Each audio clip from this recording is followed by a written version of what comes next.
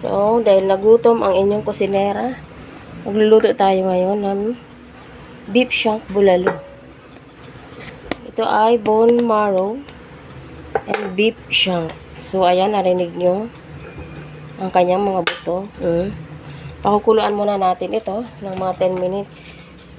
Then, i-drain natin and i-wash natin para maalis yung kanyang mga lumps.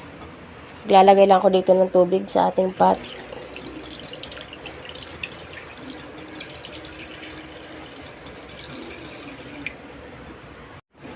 So, atin lang tatakpan ang ating pot para ito ay kumulo.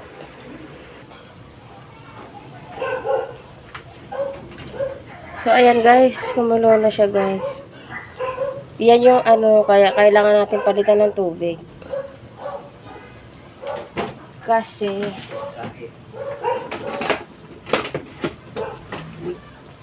dahil dito, ayan o guys, sa mga ganito, papalit tayo ng tubig dito. At hugasan natin itong ating pan.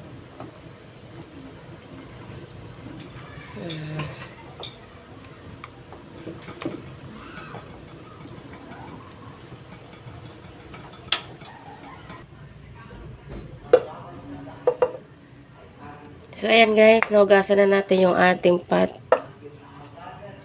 Nalis na natin yung unang pakulong tubig. Ay, babalik natin yung ating karne.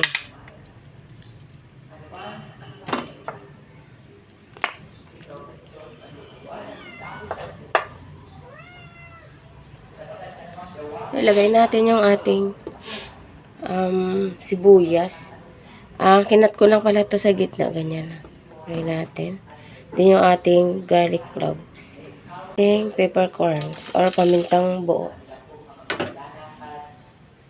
Then maglalagay tayo ng 2 tablespoon na patis. Ay.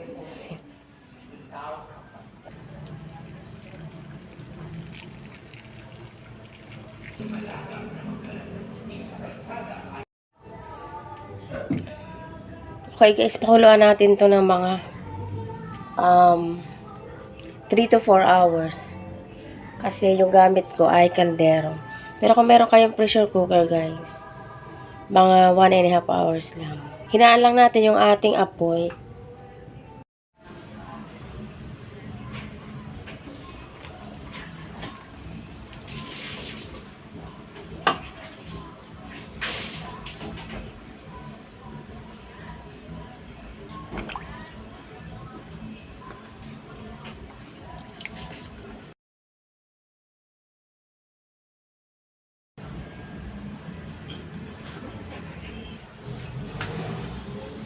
So, okay guys.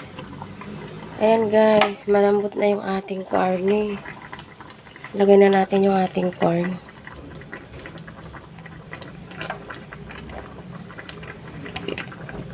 Yung ating corn.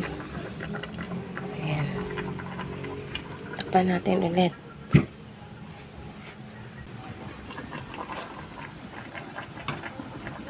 Ilagay na rin natin yung ating chayote.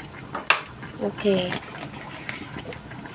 Okay. Chayote.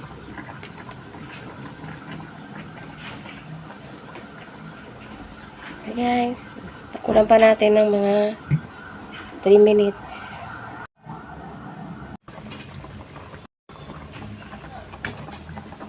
Ngayon guys, ilalagay natin yung ating repolyo.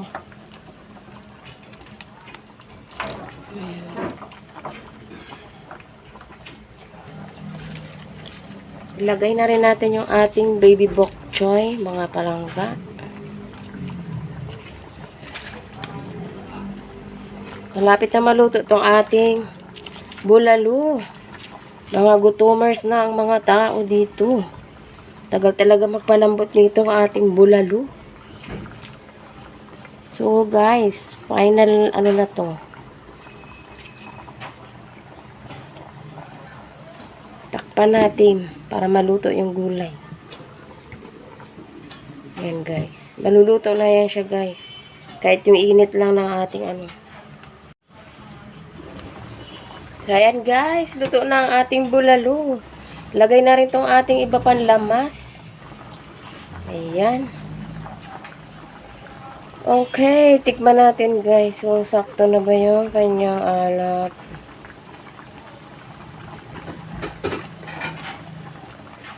So, medyo matabang pa. Magdadagdag ako ng asin.